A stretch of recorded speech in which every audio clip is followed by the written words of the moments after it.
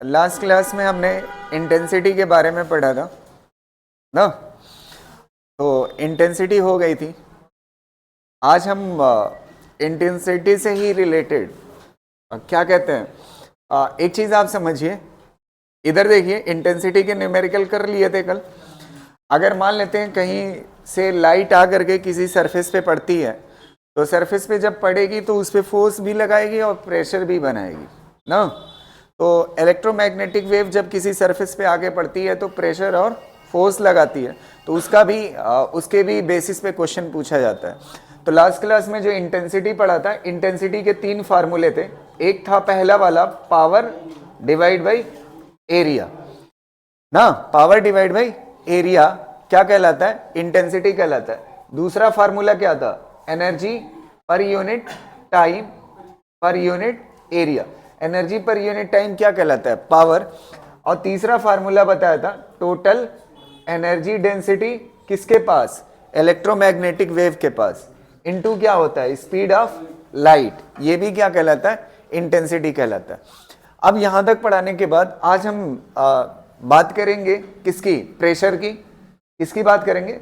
Electromagnetic wave की वजह से प्रेशर कितना बनता है। ठीक है, तो अगर आपकी सरफेस जिसपे आकर के इलेक्ट्रोमैग्नेटिक वेव पड़ रही है वो कैसी है? Purely reflecting. कैसी है? प्योरली रिफ्लेक्टिंग, या टोटली रिफ्लेक्टिंग कर लीजिए। Totally reflecting surface, reflecting surface. अगर रिफ्लेक्टिंग सरफेस है तो उस वक्त प्रेशर बराबर होगा 2 times of I divide by C. P क्या है? प्रेशर। पी क्या है? प्रेशर। और आई क्या है? इंटेंसिटी।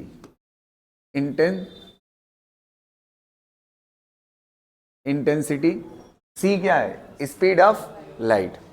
समझ आ रहे हैं? और अगर टोटली एब्जॉर्बिंग सरफेस है, टोटली एब्जॉर्बिंग सरफेस,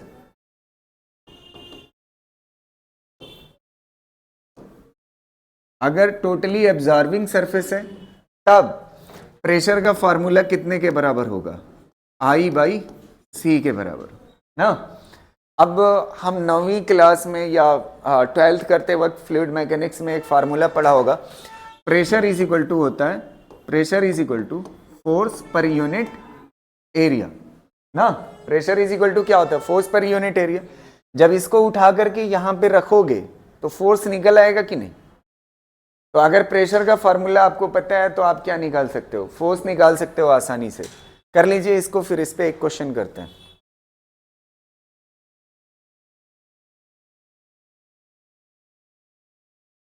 हो गया? देखिए इस पे क्वेश्चन पहला,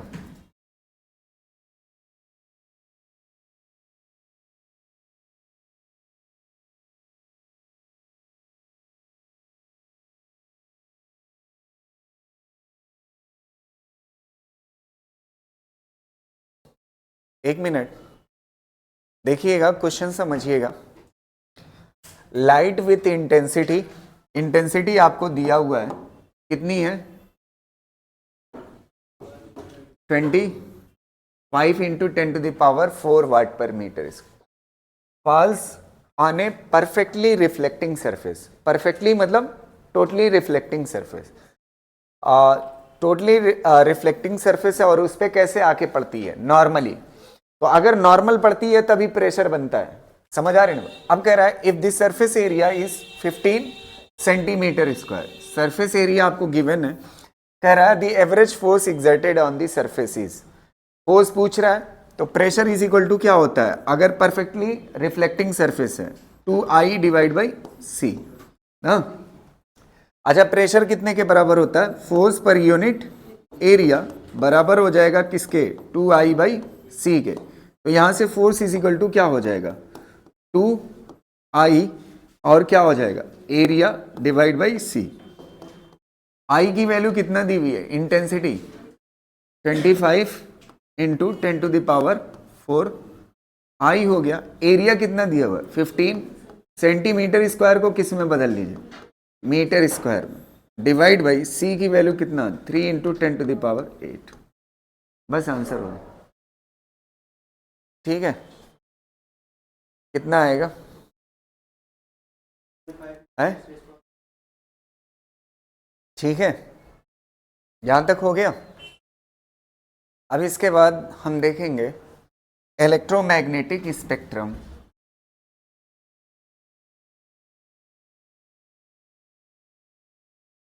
ना, इलेक्ट्रोमैग्नेटिक स्पेक्ट्रम, एक मिनट देखना क्या हुआ अभी कर। इलेक्ट्रोमैग्नेटिक स्पेक्ट्रम ना, इलेक्ट्रोमैग्नेटिक स्पेक्ट्रम क्या होता है समझिएगा। लाइट आ रही है, ठीक है, उसमें बहुत तरह की लाइट होंगी, ठीक है, तो उनको फ्रीक्वेंसी बेसिस पे या वेवलेंथ बेसिस पे, किस पे, फ्रीक्वेंसी बेसिस पे या फिर वेवलेंथ बेसिस पे उसको सेपरेट करना, छांटना, क्या कहलाता है, स्पेक्ट्रम कहलाता है, इलेक्ट्रोमैग्नेटिक स्पेक्ट्रम कहलाता है। समझ आ रही ना बात? एक मिनट, तो अभी स्पेक्ट्रम का वो टेबल हम देखेंगे एनसीईआरटी का। स्पेक्ट्रम समझ आया ना किसे कहते हैं? बहुत सारी रेज आ रही हैं, उसमें कई फ्रीक्वेंसी की कई वेवलेंथ की है, तो उसको क्या करना, अलग करना ही क्या कहलाता है, इलेक्ट्रोमैग्नेटिक स्पेक्ट्रम कहलाता है। अब कुछ चीजें मुझे मॉडर्न में पढ़ानी है, लेकिन थोड़ा सा मैं यहाँ पे बता देता हूँ, क्योंकि मॉडर्न में भी इलेक्ट्रोमैग्नेटिक वेव वर्ड यूज होगा, तो आप समझोगे कि इलेक्ट्रोमैग्नेटिक वेव चैप्टर का था, ठीक है, तो इसलिए मैं थोड़ा बहुत आपको जानकारी दे देता हूं, जिसपे एक दो क्वेश्चन करा दूंगा, बाकी सारे क्वेश्चन किस में करेंगे, मॉडर्न में करेंगे। तो एक डी ब्रोगली थे ना, उन्होंने एक वेवलेंथ का फार्मूला दिया था, और वो लेमडा इज इक्वल टू क्या बताया था, H/P। ये किसने दिया था, डी ब्रोगली ने ना। इसको डी ब्रोगली हाइपोथेसिस भी बोलते हैं, क्या बोलते हैं, डी ब्रोगली हाइपोथेसिस भी बोलते हैं। अच्छा, यहां से P इज इक्वल टू क्या होगा, P इज इक्वल टू, अच्छा P है क्या, मोमेंटम, P क्या है, मोमेंटम, और H क्या है, मोमेंटम, H क्या है, प्लैंक कांस्टेंट, प्लैंक कांस्टेंट ना।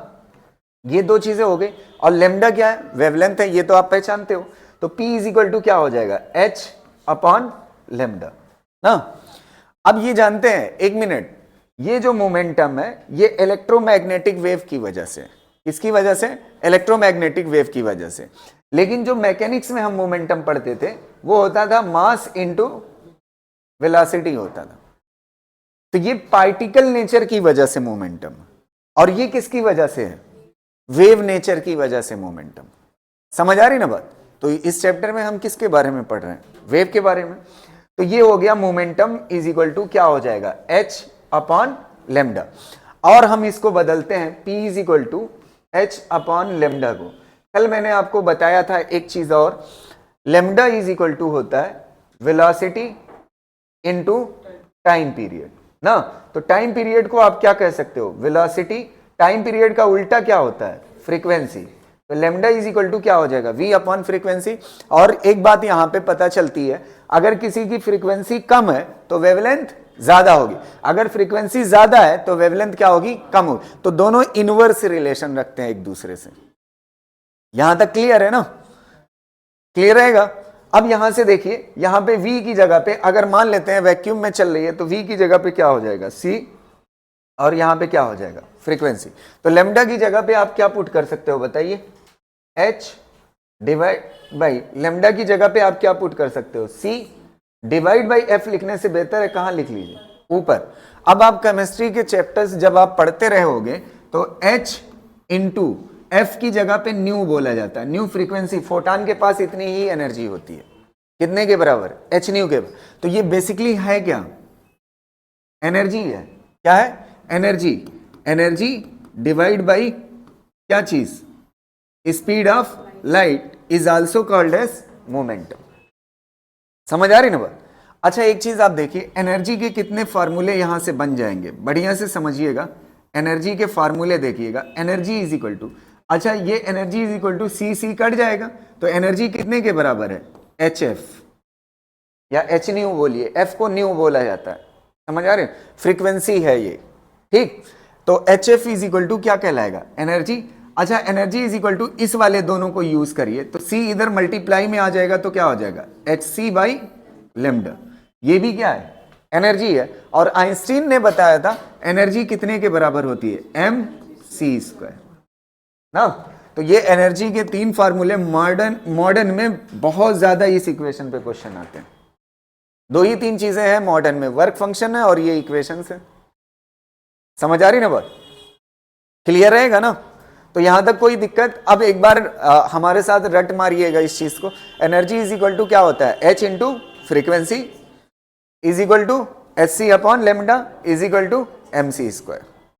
समझ आ रही ना बात, क्लियर रहेगा। तो ये किसके लिए है, वेव के लिए। अच्छा, जनरली जब हम ये वाली मैकेनिक्स पढ़ते थे तो मोमेंटम क्या होता था, पार्टिकल वाली, मास इंटू वेलोसिटी। और एनर्जी जानते हैं कितने के बराबर होती थी, kinetic, half M V. V क्या है, वेलोसिटी। यहां पे देखिए एम सी स्क्वायर है, यहां से 2 गायब है, वेलोसिटी ही तो है सी। समझ पा रहे हैं ना। तो ये है मॉडर्न। यहां तक समझ आ रहे ना। इसको कर लीजिए, फिर इस पे 1-2 क्वेश्चन करते हैं, ठीक है।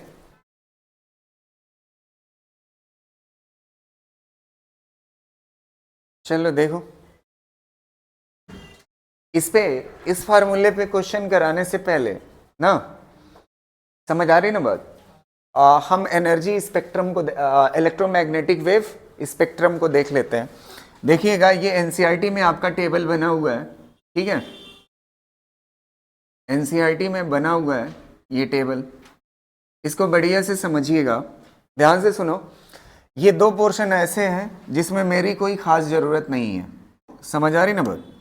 इसको आप एग्जाम में जाते वक्त ये वाला पोर्शन ना और ये वाला पोर्शन, ये दोनों आप देख लीजिएगा, एक बार रीडिंग लगा लीजिएगा, ठीक है, आपका हो जाएगा। पहला कि जैसे मान लेते हैं रेडियो वेव है, तो रेडियो वेव बनती कैसे है, प्रोडक्शन कैसे होता है, वो तरीका दिया हुआ है। समझ आ रहे हैं। और दूसरा चीज कैसे पता चलती है, डिटेक्शन दिया हुआ है।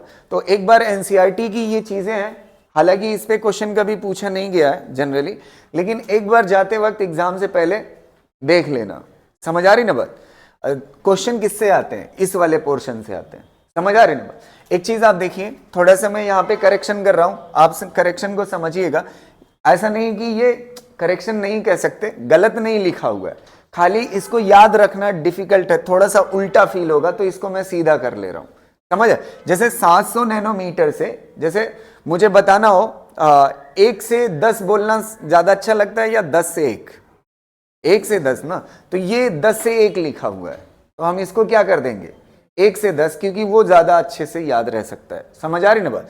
तो ये जो लिखा हुआ है इसको उलट देते हैं, तो 400 नैनोमीटर से कहां तक, 700 नैनोमीटर।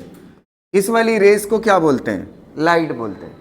और ये वाली कितना हो जाएगी, 700 नैनोमीटर से कितना कितना हो जाएगा, 1 mm। और ये वाली कितना हो जाएगी, 1 mm टू कितना हो जाएगी, 0.1 मीटर। और ऐसे ये वाला कितना हो जाएगा, 1 नैनोमीटर से कितना हो जाएगा, 400 नैनोमीटर। ऐसे इसको करेंगे तो क्या हो जाएगा, 10⁻³ नैनोमीटर टू कितना हो जाएगा, 1 नैनोमीटर। और ये वाली चीज क्या हो जाएगी, 10⁻³ नैनोमीटर से छोटी। अब आप देखिएगा, ये चीज मैंने बना दी ना। एक चीज अगर आप देखोगे, इसको सही से एक लाइन ड्रॉ कर दो ऐसे सीधी, तो ये लाइन नीचे से ऊपर की तरफ मान लेते हैं वेवलेंथ की है। तो नीचे से ऊपर की तरफ जब जाओगे तो आपको साफ दिख रहा है वेवलेंथ क्या हो रही है, बढ़ रही है। वेवलेंथ क्या हो रही।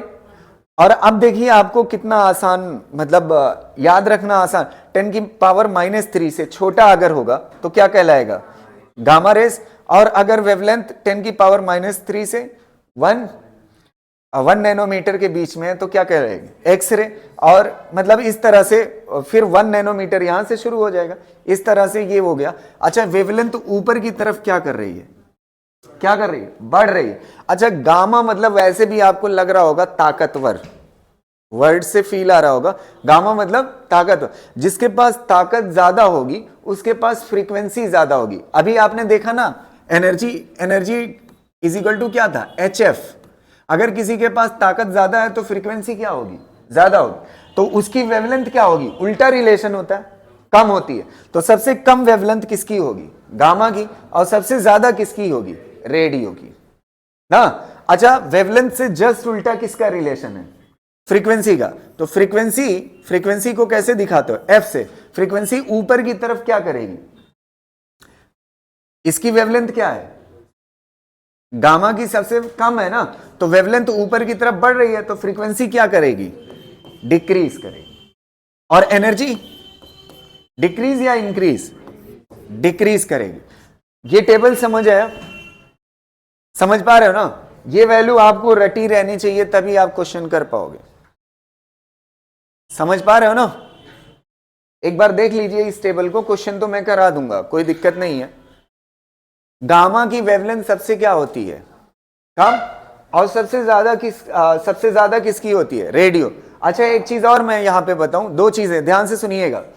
ये जो लाइट होती है ना, लाइट किसे कहते हैं, जिसको हम अपनी आंखों से देख सकते हैं, इंसान जो देख सकता है, कल इसी पे चैप्टर शुरू होगा, लाइट यही है ना, जो कल रे ऑप्टिक्स हम पढ़ेंगे, वो लाइट है। वो कितने से कितने की बात करते हैं, 400 नैनोमीटर से 700 नैनोमीटर के बीच की बात करते हैं। अच्छा, लाइट हो सकता है बहुत सारी ऐसी चीजें हो जिसको जानवर देख सकते हो, हम नहीं देख सकते, लेकिन जिस लाइट को जानवर देख सकता है ना, उसको लाइट नहीं बोलते, जिसको इंसान देख सकता है उसे ही लाइट बोलते हैं। समझ आ रहे हो। तो इंसान कितने से कितना देख सकता है, 400 नैनोमीटर से 700 नैनोमीटर। अच्छा, ये लाइट में भी 7 छिपे होते हैं, विबग्योर करके। क्या छिपा होता है, विबग्योर। तो यहां पे मैं लिख देता हूं, विबग्योर ना, विबग्योर जो है ना, इसमें सबसे ज्यादा वेवलेंथ रेड की होती है, और सबसे कम किसकी होती है, वायलेट की ना। समझ पा रहे हो ना, सबसे ज्यादा वेवलेंथ किसकी होती है, रेड की। तो जब इसको ऐसे करोगे तो मतलब ऊपर की तरफ वेवलेंथ क्या कर रही, इंक्रीज कर रही। समझ गए ना ये टेबल, इसमें कोई दिक्कत। चलिए आप पहला क्वेश्चन करते हैं इसके ऊपर ना, ध्यान से देखिएगा। ये वाला क्वेश्चन देखिए, इसका पहला क्वेश्चन।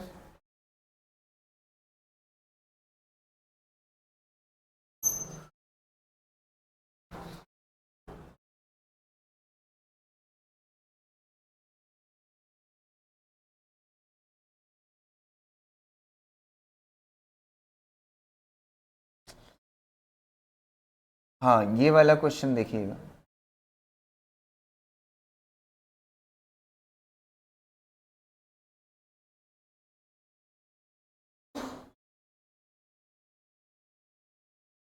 देखिएगा पहला question, the energy of electromagnetic wave, ध्यान से सुनिएगा। The energy of electromagnetic wave is 15 kilo electron volt. Energy दिया हुआ है, क्या दिया हुआ है, energy. To which point spectrum does it belongs. ध्यान से सुनना, ये जो स्पेक्ट्रम है, अच्छा स्पेक्ट्रम जानने के लिए क्या चीज जानना होता है, या तो वेवलेंथ या तो फ्रीक्वेंसी। और हमने जो टेबल रटा है उसमें क्या देखा है, वेवलेंथ। क्या देखा है, वेवलेंथ का टेबल था ना, किसका था, वेवलेंथ का। तो वेवलेंथ हमें रटी होगी, तो वेवलेंथ से हम पहचान लेंगे वो कौन सी रेज है। यही क्वेश्चन है, समझ आ रहे।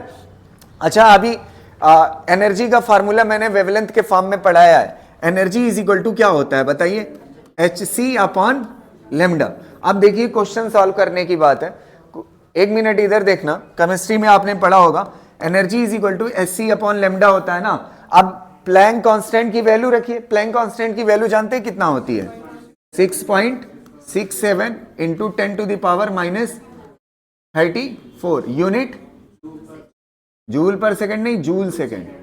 क्या होती है, जूल सेकंड। अब प्लैंक कांस्टेंट की रखिए, सी की रखिए, तो बड़ा लेंदी हो जाता है, तो इसको शॉर्टकट करने के लिए एक जुगाड़ होता है कि इसको 1240 लिख लीजिए। कितना लिख लीजिए, 1240। और वेवलेंथ जब भी यहां पे पुट करिए तो नैनोमीटर में करिए। किसमें करिए, नैनोमीटर में। तो एनर्जी जो आएगी वो किस में आएगी, इलेक्ट्रॉन वोल्ट में आएगी। किस में आएगी, इलेक्ट्रॉन वोल्ट में आएगी। एनर्जी किस में आएगी, यहां तक कोई दिक्कत, क्लियर है ना। तो एनर्जी इज इक्वल टू क्या हो जाएगा, 1240 डिवाइड बाई लेमडा हो जाएगा। और यहां से देखना ध्यान से, अब मुझे क्या चीज दी हुई थी, ये EMW की एनर्जी दी हुई थी, और वेवलेंथ निकल जाएगी कि नहीं, तो लेमडा इज इक्वल टू कितना हो जाएगा, 1240 डिवाइड बाई क्या हो जाएगा, एनर्जी ना, 1240 डिवाइड बाई एनर्जी कितना दी हुई है बताइए, 15 किलो, मतलब 10 की पावर 3।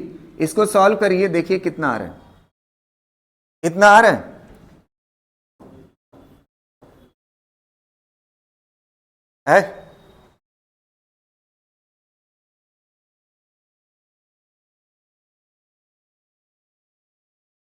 आ रहा है कि नहीं, इतना आ रहा है।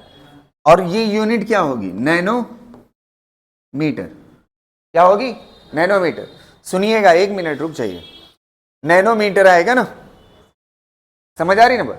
अब देखिए ये लेमडा इज इक्वल टू इतना पूछा है ना, किस स्पेक्ट्रम से ये बिलोंग करती है, उसका नाम क्या है, तो देखिएगा स्पेक्ट्रम वाले टेबल में जा करके 0.08 नैनोमीटर। अच्छा ये बताओ, एक्स रे पे आते हैं, किस पे आते हैं, एक्सरे। एक्सरे कहां से कहां शुरू है, कहां से कहां जा रही है, 0.001 से कहां तक है, 1 नैनोमीटर। तो 0.001 के बीच में 0.08 नहीं आएगा, इसके बीच में आएगा ना, तो इस स्पेक्ट्रम का नाम क्या होगा, एक्सरे होगा। क्या नाम होगा, बस आंसर हो गया, इसका नाम क्या होगा, एक्सरे होगा। स्पेक्ट्रम का नाम क्या होगा, एक्सरे। नहीं समझ आया क्वेश्चन, कर ले जाओगे पक्का, एक बार समझ लीजिए फिर उसके बाद में बताओ, समझ गए हो ना। ये वाला formula energy is equal to था, यहां से मुझे लेमडा निकालना पड़ा, क्या चीज पहचानने के लिए कि वो किस तरह का स्पेक्ट्रम है। लेमडा की वैल्यू पता चल जाएगी तो आप पहचान जाओगे कि कौन सा स्पेक्ट्रम है, समझ गए ना। अगला क्वेश्चन कराएं, देखिएगा नेक्स्ट क्वेश्चन।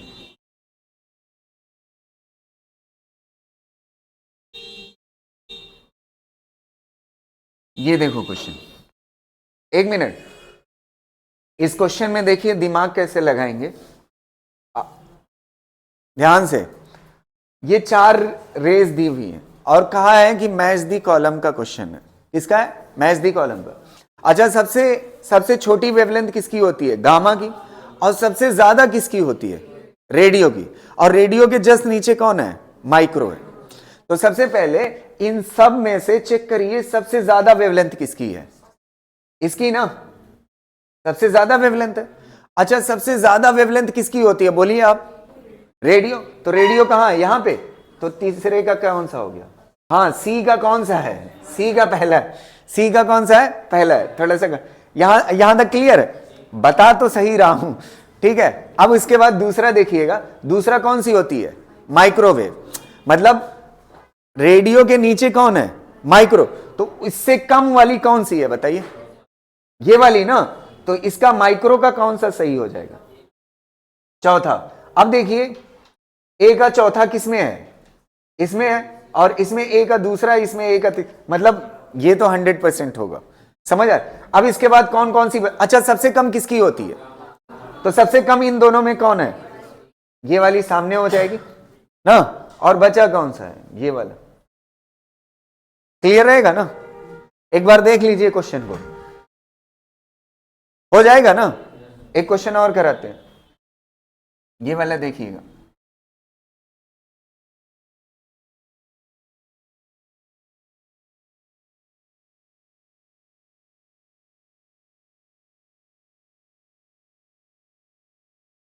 ये वाला क्वेश्चन बताइएगा कौन सा सही हो जाए। सबसे ज्यादा वेवलेंथ किसकी होती है, रेडियो की, तो रेडियो कहां से शुरू है ना, बी वाला ना, समझ आ रही ना बात, तो कौन सा सही हो जाएगा, बी वाला। कर ले जाओगे ना, बस आपको वो फ्रीक्वेंसी वाला टेबल याद रहे, पता रहे, बस आप आसानी से कर सकते हो। क्लियर है ना, ठीक। अच्छा, इसमें कोई बड़ी बात भी नहीं है, टेबल को याद रखना, ध्यान से सुनना। देखो मैं थोड़ा सा आपको बता दूं, देखो सबसे नीचे कौन है, गामा। ये वैल्यू थोड़ा सा रटनी पड़ेगी, ये गामा, गामा के बाद एक गाड़ी आती है एक्स यू वी ना, गामा तो रेज है, फिर उसके बाद कौन है, एक्स यू वी, वी मतलब विजिबल लाइट, समझ आ रही ना बात। तो ये तीन तो निपट गए, फिर आई एम आर, इतना तो याद ही रख सकते हो। हाँ समझ गए ना, याद रखना कोई बड़ी बात नहीं है, इसमें आसानी से कर सकते हो। अब चलिए नेक्स्ट क्वेश्चन पे चलते हैं। ये एक बच्चों वाला क्वेश्चन है,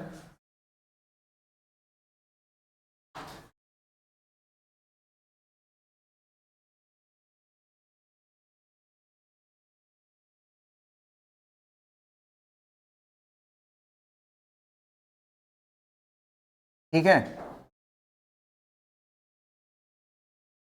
ये वाला क्वेश्चन बताइएगा, ये कल मैं बहुत अच्छे से पढ़ाया हूं, इसमें मेरे ख्याल से आपको पेन भी नहीं चलानी है, ऐसे ही आंसर देना चाहिए।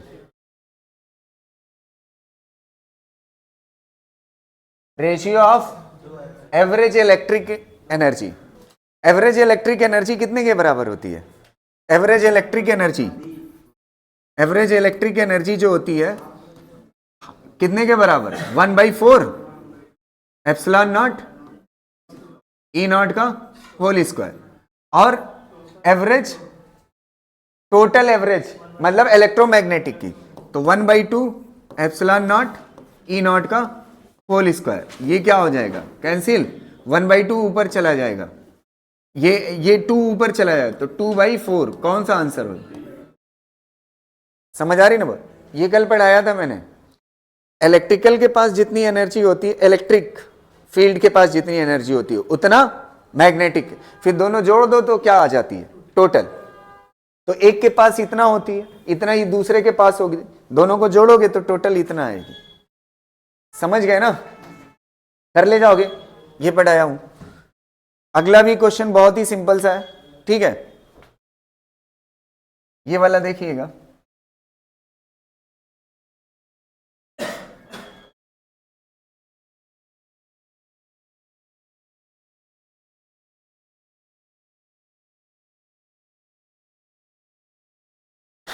डायमेंशन पूछा है, एक मिनट सुनिएगा, इसकी डायमेंशन पूछा है, आपको याद है कल b² divide by 2 mu naught क्या होता है, यहां पे b नॉट लगा दिए, ये क्या होता है क्या चीज होता है, एनर्जी डेंसिटी, क्या चीज होता है, एनर्जी डेंसिटी, एनर्जी डेंसिटी मतलब energy per unit volume, energy की डायमेंशन क्या होती है, mL2 T-2 divide by volume की क्या होती है, L3, L2 कैंसिल हो जाएगा, ऊपर जाएगा तो क्या हो जाएगा, mL-1 T-2, कौन सा सही हो जाएगा, ए वाला, एक बार देख लीजिए।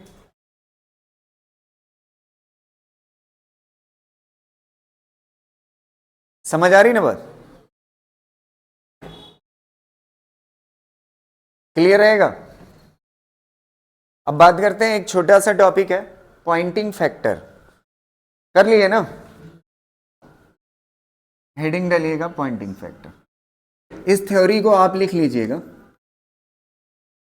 पॉइंटिंग वेक्टर,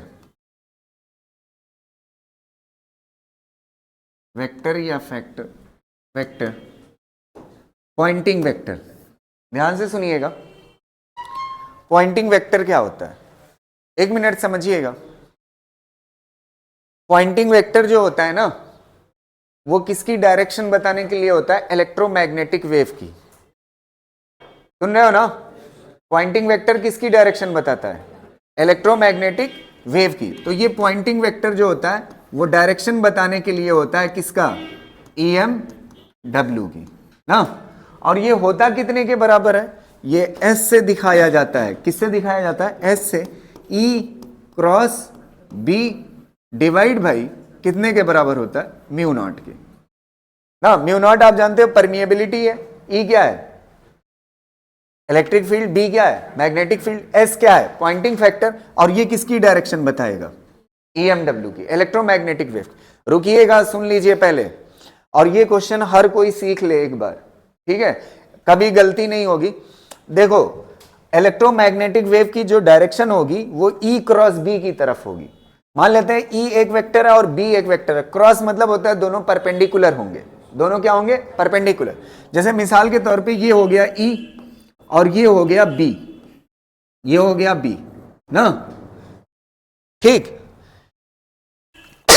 अब देखो क्या करोगे, पहला वेक्टर राइट हैंड लीजिए आप, कौन सा, राइट हैंड, राइट हैंड को पहले वेक्टर की तरफ कर लीजिए, इलेक्ट्रिक फील्ड की तरफ, राइट हैंड के अंगूठे को, राइट हैंड के अंगूठे को पहले वेक्टर की तरफ कर दिया, और ये जो पंजा आपका है उसको किस तरफ मोड़ दीजिए, फील्ड की तरफ मोड़ दिया। अब फिंगर किधर आ रही है, बाहर, तो ये जो बाहर आएगी ये परपेंडिकुलर बाहर आएगी ना, ये जो बाहर आएगी ये किसकी डायरेक्शन होगी बताइए, पॉइंटिंग फैक्टर या इलेक्ट्रोमैग्नेटिक वेव की। तो राइट हैंड यूज करना है, किसका यूज करना है, राइट हैंड यूज करना है, और राइट हैंड में से अंगूठे को किस तरफ रखना है, ई की तरफ, और पाम को, पंजे को किस तरफ रखना है, बी की तरफ, और फिर उसके बाद जिधर फिंगर मुड़ेगी उधर कौन होगा, कौन होगा, पॉइंटिंग वेक्टर या फिर इलेक्ट्रोमैग्नेटिक वेव होगी। समझ पा रहे हैं ना, अभी इस पे मैं क्वेश्चन करा रहा हूं। अब एक बात आती है, पॉइंटिंग वेक्टर है ना, तो वेक्टर के पास दो चीजें होती है, एक चीज होता है मैग्नीट्यूड और एक चीज होती है डायरेक्शन। डायरेक्शन ये तो बता दिया, डायरेक्शन किसकी बता रहा है, इलेक्ट्रोमैग्नेटिक वेव की। इसका मैग्नीट्यूड क्या देता है, इसका जो मैग्नीट्यूड होता है पॉइंटिंग वेक्टर का मैग्नीट्यूड, कौन, मैग्नीट्यूड, मैग्नीट्यूड जानते हैं कितने के बराबर होता है, इंटेंसिटी के बराबर। कितने के बराबर होता है, इंटेंसिटी, और इंटेंसिटी आप जानते हो क्या होता है, पावर पर यूनिट एरिया, और पावर क्या होता है, energy per unit time into area. अच्छा, एनर्जी की डायमेंशन क्या होती है बताइए, M/L2 T-2 divide by time की क्या होती है, T, एरिया की क्या होती है, L2 क्या हो जाएगा, कैंसिल, T ऊपर जाएगा तो क्या हो जाएगा, MT-3। आपको पता है पॉइंटिंग वेक्टर की डायमेंशन कितने के बराबर है, MT-3 के। तो एक बार फिर मेरे साथ दोहराइएगा, पॉइंटिंग वेक्टर का डायरेक्शन क्या बताता है, इलेक्ट्रोमैग्नेटिक वेव की डायरेक्शन, और पॉइंटिंग वेक्टर का मैग्नीट्यूड क्या बताता है, इंटेंसिटी बताता है। क्या बताता है, इंटेंसिटी, जिसकी डायमेंशन क्या होती है, MT-3। इसको कर लीजिए, फिर क्वेश्चन करते हैं। ये थ्योरी वाला लिख लीजिए, ठीक है, न्यूमेरिकल तो मैं करा देता हूं।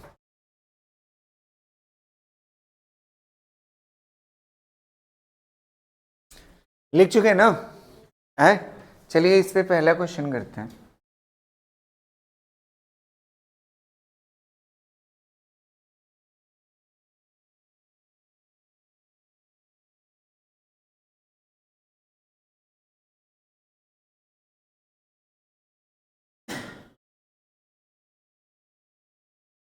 इसको देखिएगा, देखिएगा,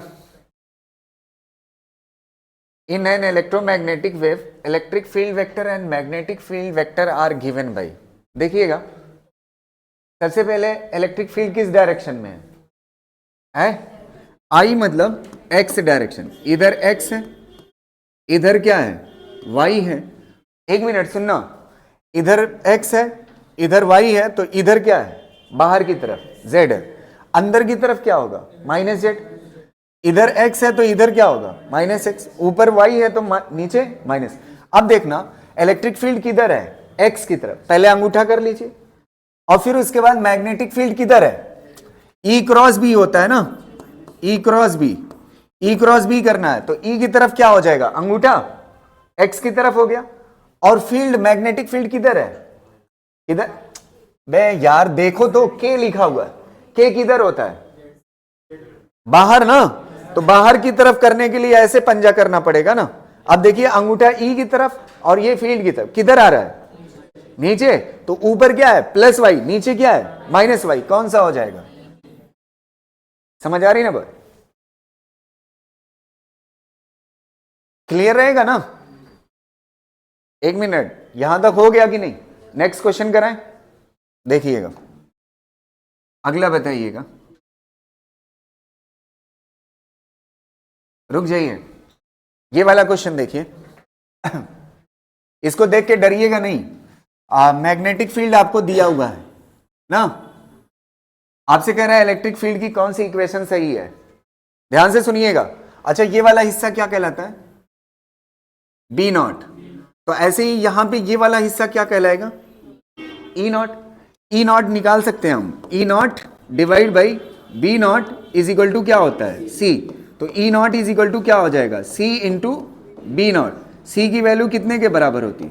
3 इंटू 10 टू द पावर 8। अच्छा, बी नॉट कितने के बराबर है? 3 इंटू 10 टू द पावर -8। ये क्या हो जाएगा? कैंसिल। कितना हो जाएगा? 3 3 जा 9। तो 9 वाला सही है, इसका मतलब बी, और कौन गलत है? डी। दो गलत हो गए, बचा कौन सा? ये वाला और ये वाला। चलिए 1 मिनट चेक करते हैं। अब मुझे चाहिए इलेक्ट्रोमैग्नेटिक वेव की डायरेक्शन पता करना है, मतलब पॉइंटिंग वेक्टर की डायरेक्शन। तो ये बराबर होती है ई क्रॉस बी से, पता चलता है। तो सबसे पहले ई करते हैं। ई किधर है? ये वाला किधर बता रहा है? देखिए ई की डायरेक्शन ये है ना, ई किधर है?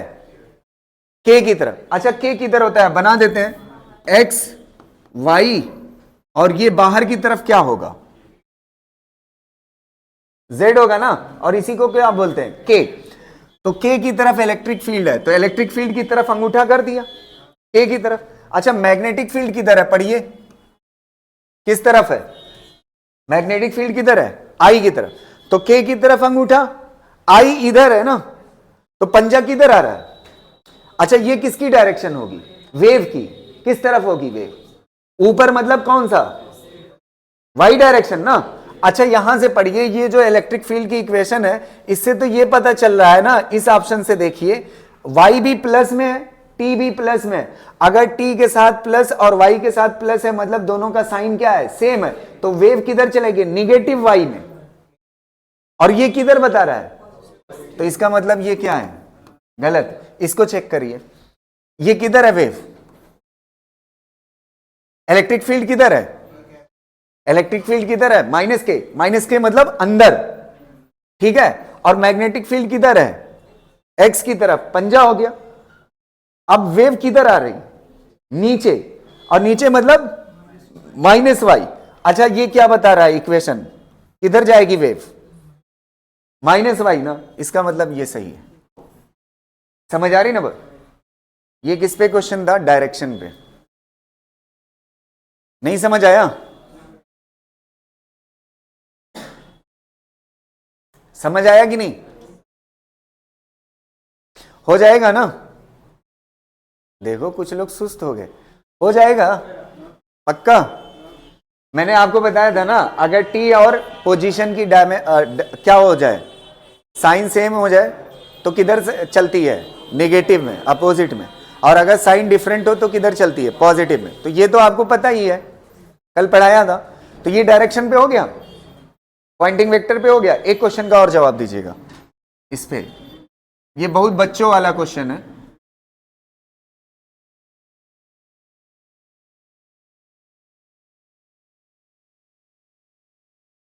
ये तो मुझे लगता है ऐसे ही कर दोगे आप।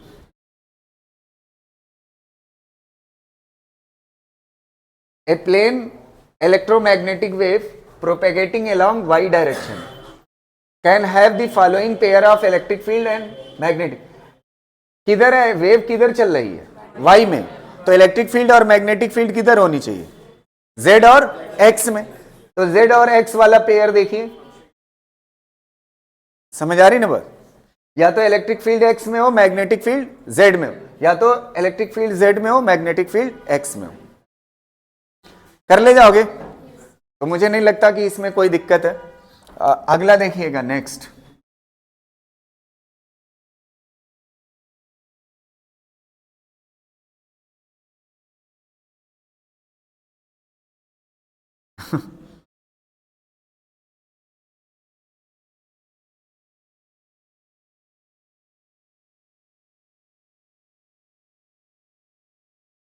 ये देखिए क्वेश्चन, एक मिनट पढ़िएगा।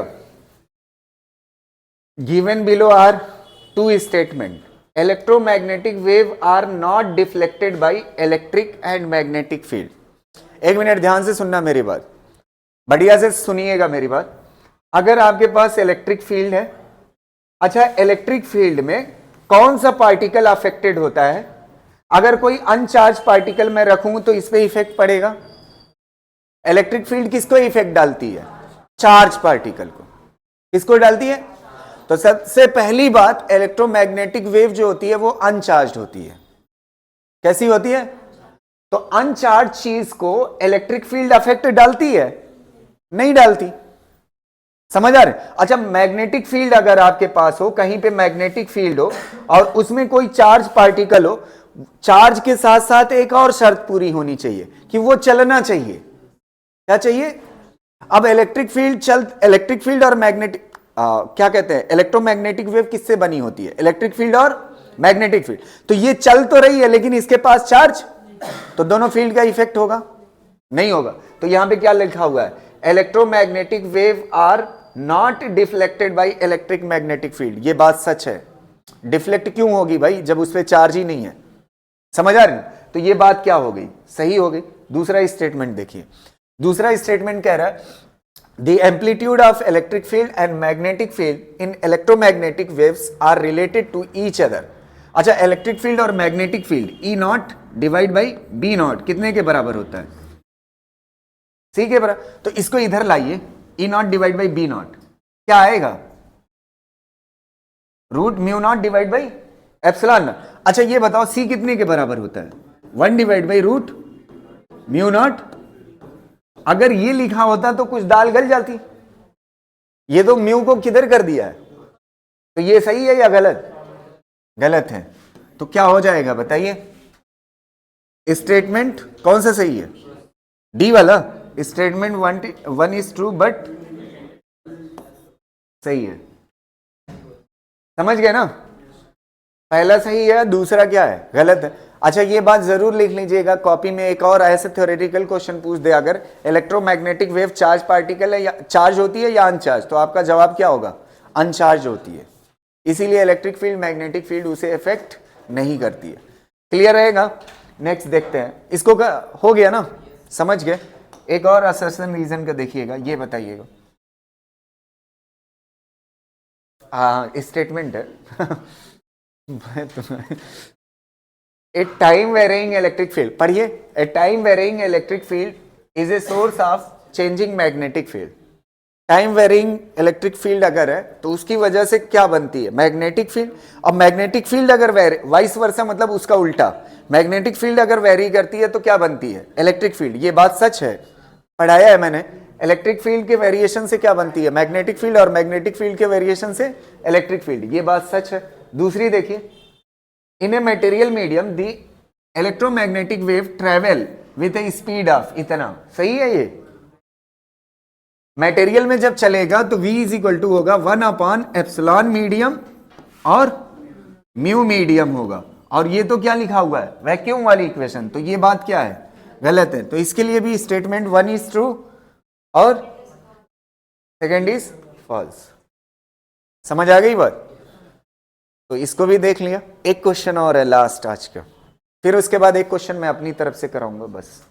ठीक है? हो गया ना? देखो नेक्स्ट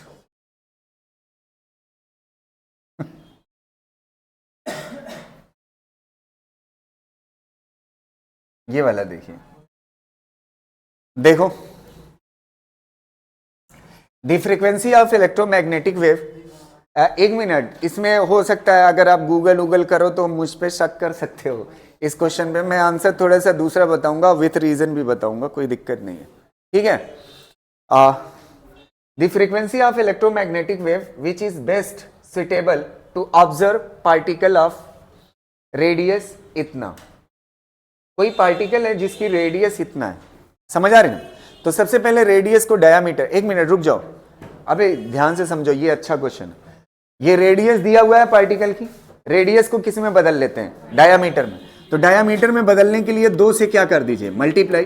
तो 2 इंटू 3 इंटू 10⁻⁻⁴ अच्छा ये सेंटीमीटर दिया हुआ है, सेंटीमीटर को बदल दीजिए किसमें, मीटर में, तो ये कितना हो जाएगा 10 की पावर -2, तो ये कितना हो जाएगा 6 इंटू 10 टू द पावर -6, ये हो गया, ये डायामीटर हो गई इतना। अब एक चीज आप समझिएगा, साइज मतलब होता है ना डायामीटर, ना कि रेडियस। साइज मतलब क्या होता है, डायामीटर।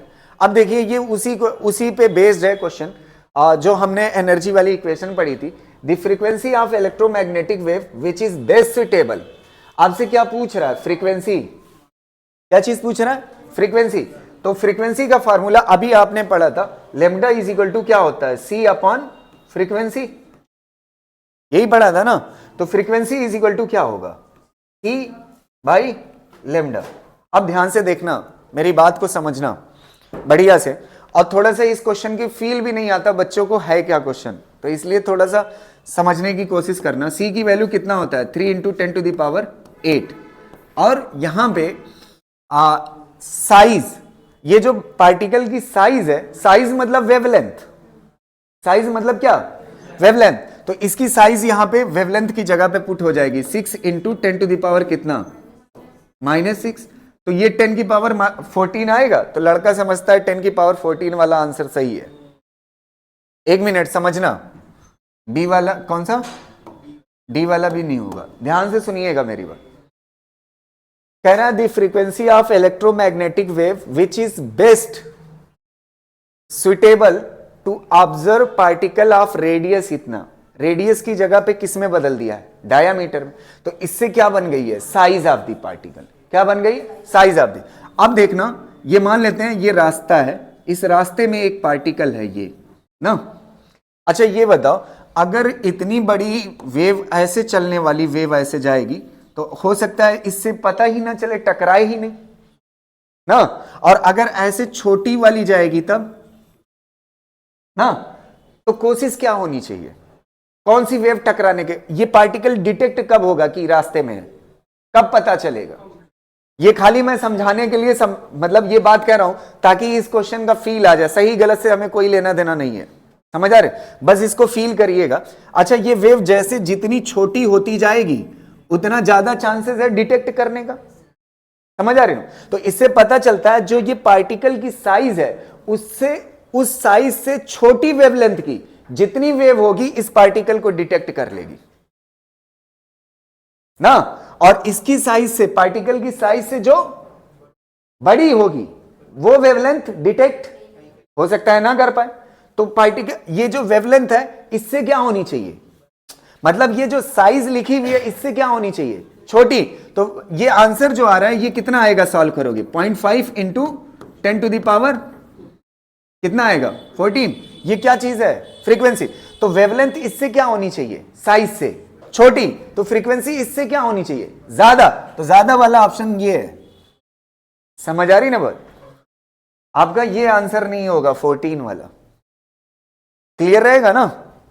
कौन डिटेक्ट कर पाएगा पार्टिकल को, जो इसकी साइज से क्या होगी, जिसकी मतलब साइज से वेवलेंथ क्या होगी छोटी, वो इसको क्या कर पाएंगे, डिटेक्ट। तो जो इससे छोटी होगी उसकी फ्रीक्वेंसी 14 से क्या होगी, ज्यादा, और 14 से ज्यादा एक ही ऑप्शन दिख रहा है 15, समझ गए ना, क्लियर रहेगा। बस एक क्वेश्चन जाते जाते आखिरी, ठीक है, ये वाला क्वेश्चन, इसमें आपसे क्या पूछा है, ए प्लेन इलेक्ट्रोमैग्नेटिक वेव, ठीक है, ये दिया हुआ है, propagate in non magnetic material, find the value of dielectric constant. ये वाला क्वेश्चन नहीं है, मैं अपनी तरफ से दे रहा हूं, ये क्वेश्चन हटा दो, ठीक है। ये वाला क्वेश्चन तो मैं करा चुका हूं, ध्यान से सुनिएगा, एक नई वैरायटी का क्वेश्चन थोड़ा सा। Electric field is equal to 100 sine 3 into 10 to the power 8, नहीं 11 t minus 2 into 10 to the power 3 x, ये है। Find the find the value of refractive index, find the value of refractive index, refractive index ना, ये value आपसे पूछा है refractive index. तो एक चीज आप समझिएगा, वेव स्पीड कितने के बराबर होती है, एक मिनट सुनना, वेव स्पीड कितने के बराबर होती है, v is equal to coefficient of t, इसको क्या बोलते हो omega, divide by coefficient of x, उसको क्या बोलते हो k, ये क्या कहलाता है, वेव स्पीड कहलाता है। तो ओमेगा कितने के बराबर है, 3 इंटू 10 टू द पावर 11, और k कितने के बराबर है, 2 इंटू 10 टू द पावर 3, तो कितना हो जाएगा 3/2 इंटू 10 टू द पावर कितना हो जाएगा 8। ये हो गई वेव स्पीड। अब आपसे क्या पूछा है, अच्छा ये कितने के बराबर वेव स्पीड है, स्पीड ऑफ लाइट से आधी है, कम है ना, तो कम है, तो उस वक्त v बराबर होता है, मैंने आपको पढ़ाया था कितने के बराबर होता है, c upon mu, refractive index के बराबर होता है, इज इक्वल टू कितना हो जाएगा 3 into 10 to the power 8 divide by 2, c से c, ये c ही तो है, तो म्यू इज इक्वल टू कितना हो जाएगा, बस आंसर हो गया। समझ आ रही ना वो। तो इसी के साथ हमारा ये चैप्टर कंप्लीट, कल से हम पढ़ेंगे रे ऑप्टिक्स।